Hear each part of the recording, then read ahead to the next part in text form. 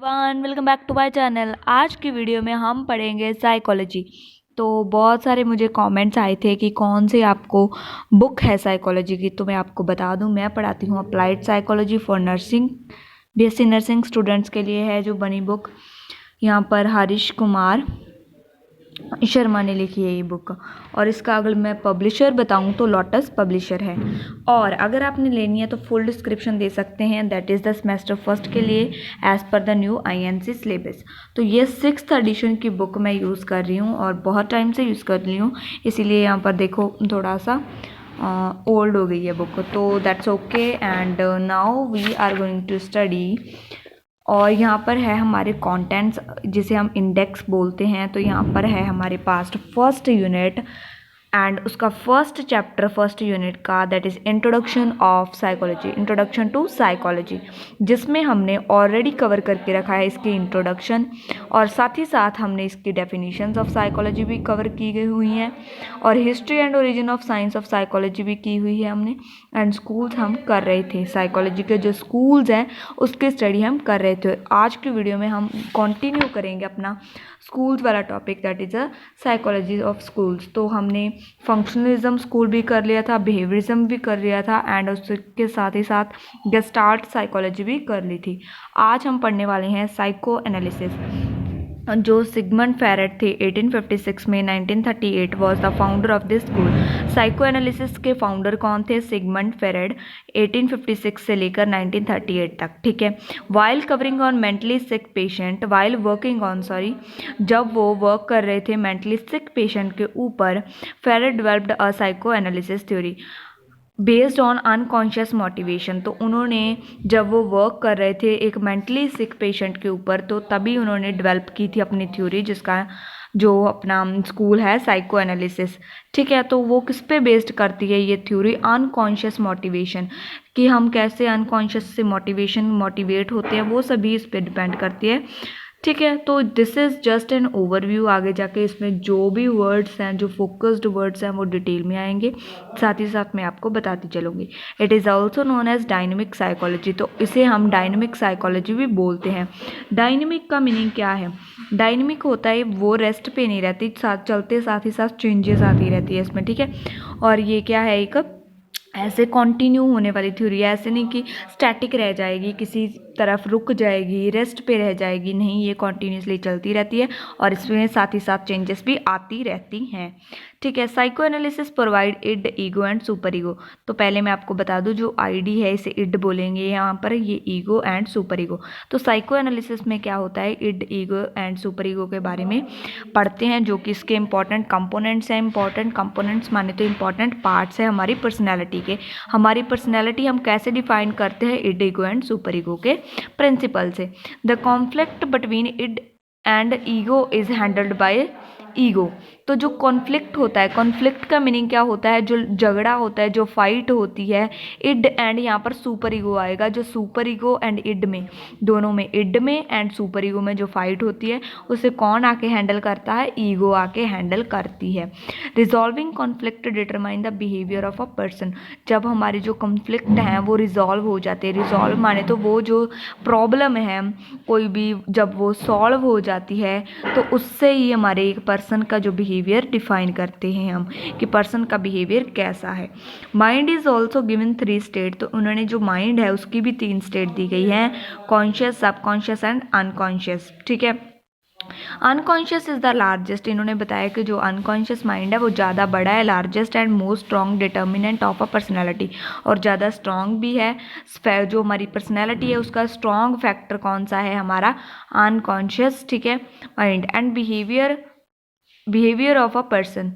ठीक है। He also gave different psycho analysis sexual developmental stages, और उसने साथ ही साथ साइको सेक्शुअल डेवलपमेंटल स्टेजेस भी बताई थी, कैसे हम जब डेवलप होते हैं, हमारी लाइफ की स्टेजेस आती है और हमारे में साइकोलॉजिकल कैसे चेंजेस आते हैं, उसके बारे में भी एक्सप्लेन किया था। Freud not only explain the normal and abnormal behaviour but also developed therapeutic techniques. तो जो फेरेड थे उन्होंने हमारा नॉर्मल बिहेवियर ही नहीं बताया, अब नॉर्मल ही नहीं बताया, साथ ही साथ उसने क्या किया है, जो हमारी डेवलप्ड थेराप्यूटिक टेक्निक्स है उसे भी बताया, लाइक फ्री एसोसिएशन होगी, कैसे फ्रीली हम एक दूसरे के साथ एसोसिएट होते हैं, आगे जाके हम अच्छे से इसे डिटेल में पढ़ने वाले हैं। ड्रीम एनालिसिस होगी, एनालिसिस ऑफ रेजिस्टेंस होगी। फिर लेटर ऑन उसके बाद जो Jung and Adler developed with some changes in it, तो उसके बाद जो जंग एडलर दोनों आए, उन्होंने डेवलप की यही जो साइको एनालिसिस है, बट उसमें कुछ चेंजेस कर दी। उसके बाद हमारा आ जाता है ह्यूमनिज्म। ह्यूमनिज्म क्या है? एक स्कूल है जिसने अब्राहम मैस्लो 1908 में और 1970 से इसने काम किया था, जॉर्ज कैली एंड कार्ल रोगर, और इन्होंने किया था 1902 से 1995 में, ठीक है, तक किया था। इसने डेवलप कॉन्सेप्ट ऑफ सेल्फ, तो इन्होंने जो कॉन्सेप्ट क्या था, कॉन्सेप्ट क्या होता है, जो बेसिक फंडा है, बेसिक इनका क्या था, सेल्फ था। The concept of self is a central focal point. तो जो कॉन्सेप्ट है ना सेल्फ जो कॉन्सेप्ट है, ये क्या है, एक सेंट्रल फोकल पॉइंट होता है for most of humanistic psychologist. किसके लिए? बहुत सारे जो ह्यूमनिस्टिक साइकोलॉजिस्ट आते हैं उनके लिए जो सेल्फ है वो क्या है, एक फोकल पॉइंट है। विच इंक्लूड सब्जेक्टिव एक्सपीरियंस, जिसमें हम क्या इंक्लूड करते हैं, हमारा सब्जेक्टिव एक्सपीरियंस। सब्जेक्टिव एक्सपीरियंस क्या होता है? हमारा जो खुद का एक्सपीरियंस रहता है, खुद का अपने बारे जो एक्सपीरियंस रहता है, जो आपके बारे में जो एक्सपीरियंस रहा होगा। फ्रीडम ऑफ चॉइस, आपको कोई भी चीज़ चॉइस करने की पूरी फ्रीडम है। And motivation toward self actualisation, तो जो हमारी सेल्फ एक्चुअलाइजेशन है उसकी तरफ जो हमारी मोटिवेशन रहती है वो, ठीक है। The American psychologist Abraham Maslow, तो जो अब्राहम मैस्लो थे वो एक अमेरिकन साइकोलॉजिस्ट थे, considered one of the leading architects of humanistic psychology. तो वो क्या थे, एक आर्किटेक्ट थे किसके, ह्यूमनिस्टिक साइकोलॉजी का। प्रपोज्ड हेरिक्री of needs and drives in order to decrease priority and potency but in increase सोफेस्टिकेशंस, ठीक है। तो इन्होंने क्या किया था, आगे जाके इन्होंने एक प्रपोज किया था कि जैसे हमारी बेसिक नीड्स आती हैं, हमारी बर्थ से जो है होती है नीड्स, और ठीक है, कैसे हम दूसरों को कम प्रायोरिटी देते हैं और फर्स्ट हमारी जो बेसिक नीड्स है उसे ज़्यादा देते हैं। जैसे कि फिजियोलॉजिकल नीड्स होगी, हमारी सेफ्टी होगी, फिर उसके बाद बिलोंगिंगनेस, लव, उसके बाद अस्टीम, उसके बाद self actualisation. Only when the more, ये सभी आपको फंडामेंटल में भी आएंगे और आगे जाके डिटेल में आने वाले हैं, आप अच्छे से पढ़ना। इसीलिए मैं एक बार इसको रीडिंग करवा रही हूँ, because it's not much important for your exams, okay.